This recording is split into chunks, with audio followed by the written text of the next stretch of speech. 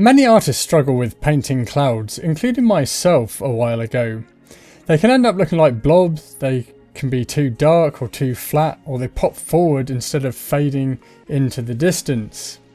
Now, I've been painting landscapes for over 20 years and clouds used to drive me crazy too, until I learned this more simple approach that completely changed the way I paint clouds.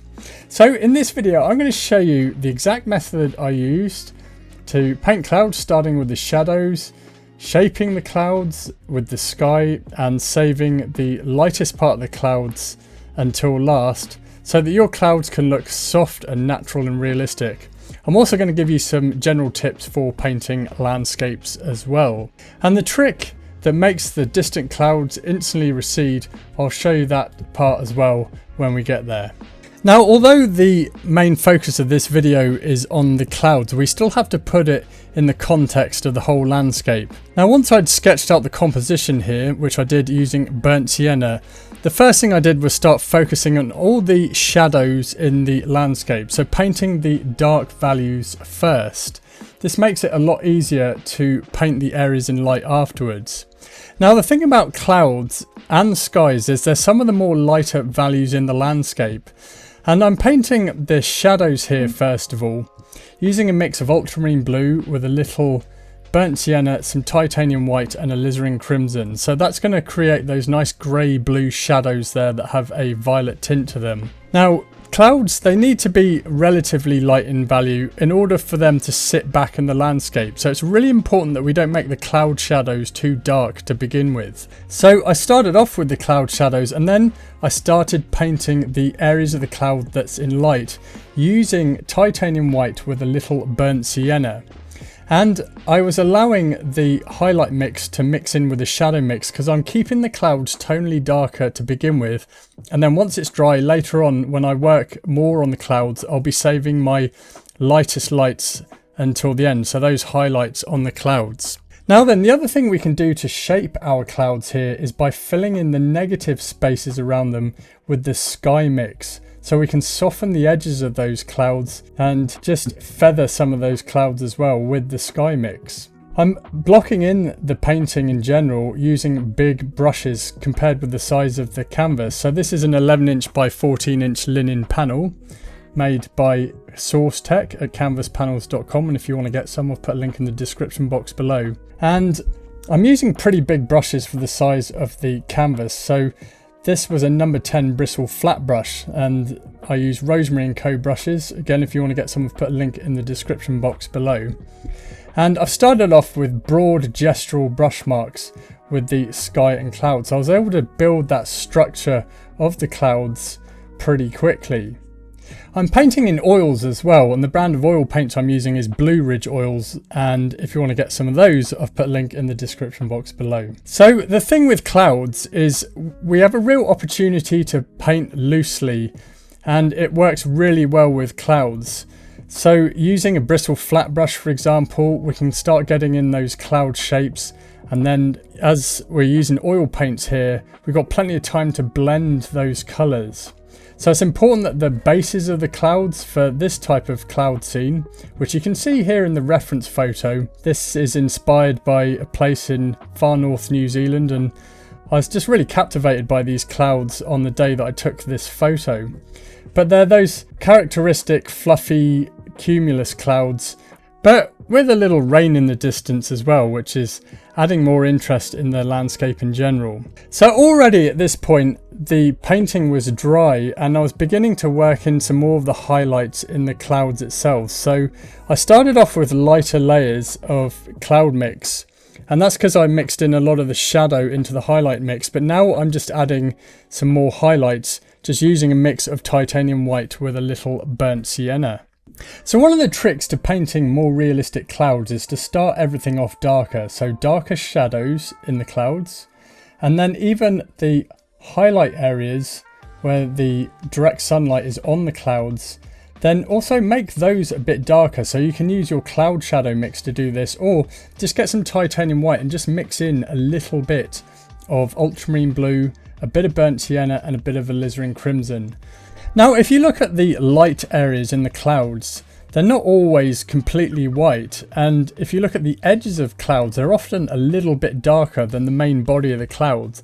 So we want to keep everything a bit darker as we work through the painting and then build up lighter layers, and that's going to add to more of the bulk and fluffiness of the clouds and just make them look more realistic with more depth. But as you can see so far, the cloud shadows are fading out into the distance along with our distant landforms. They're also a pretty similar value. So the general rule with value, which is how light or dark your subject is we'll find our darkest darks in the foreground and as well as our lightest lights. But then as landforms recede, the darks aren't as dark and the lights aren't as light. So even the highlights in the clouds, or those light areas in the very distant clouds, I've actually made them a bit darker by mixing in a bit of burnt sienna into the distant highlights of those clouds, and that's pushing that back into the distance. See, if the clouds are completely white, like straight titanium white from the tube, it's going to come forward in the painting and you'll end up with flat looking clouds. So in order to push some of those clouds in the distance, we have to make the cloud highlights a little bit darker, and that's where burnt sienna is going to help you to do that. Now the bases of the clouds, which are often in shadow, are going to be darker the further forward they are in the landscape. There are some exceptions to the rule, especially if you're painting stormy clouds, but in general, when you're painting these fluffy cumulus clouds, generally the more further forward they are or closer to you, they're going to be darker, the shadows that is, and then the shadows are going to get lighter as you go into the distance. So that's how we can make our clouds recede. Now there comes a point in the painting where you can restate your dark values, and I certainly did that with the clouds, just restating the cloud shadows just to bring some of those clouds a little further forward. Now then, if you want a more deep dive into painting landscapes and want to come and join me for some live painting classes, we originally painted this scene live, and if you want to go and watch the full version of this painting tutorial, then you should definitely come and join me at my art school.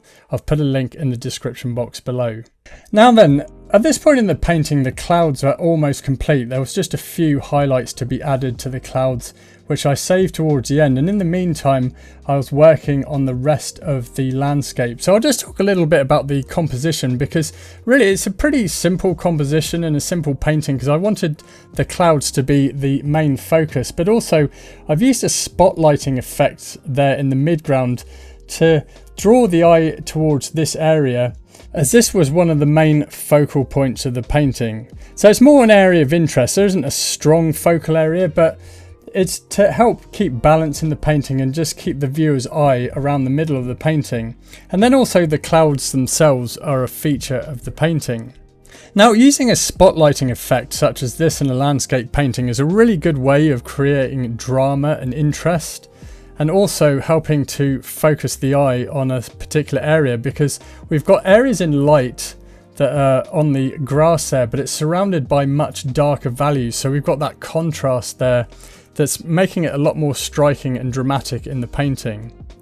Now here I was adding my last highlights to the clouds, and this was just a mix of titanium white with a little yellow ochre, and that's going to warm up the white there. So I was sparingly adding the highlights. Also, I was just making some final adjustments to the sky. So the sky is getting lighter as we go into the distance.